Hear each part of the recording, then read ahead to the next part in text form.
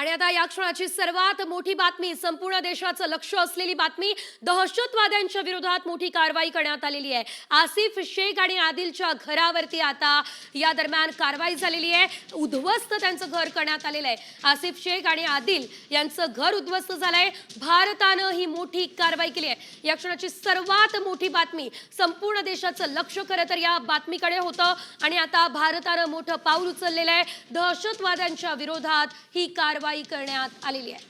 आसिफ शेखचं घर आता उद्ध्वस्त करण्यात आलेलं आहे।